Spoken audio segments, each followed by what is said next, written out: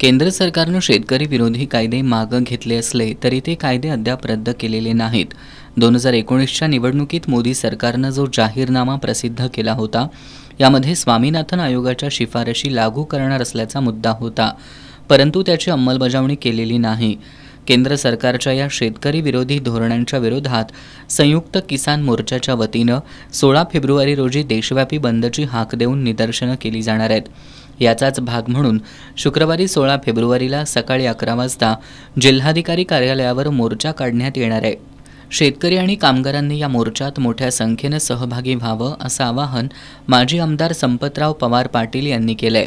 मोर्चाद्वारे जिल्हाधिकाऱ्यांना सादर करण्यात येणाऱ्या निवेदनात स्वामीनाथन आयोगाच्या शिफारशीनुसार शेतमालाला हमीभाव देणारा कायदा करा, कापसाला 12,000 आणि सोयाबीनला 8,000 प्रति क्विंटल भाव द्या, कांदा निर्यातबंदी रद्द करा, दुष्काळग्रस्त शेतकऱ्यांना कर्जमाफी द्या, वीज बिल विधेयकाच्या अगोदरच सुरू केलेली प्रीपेड मीटर पद्धत योजना रद्द करा, शेतकरी आणि शेतमजुरांना हक्काची पेन्शन योजना लागू करा, शेतकरी पाणी हक्काचे कायदे अंमलात आणा आदी मागण्या करण्यात येणार आहेत।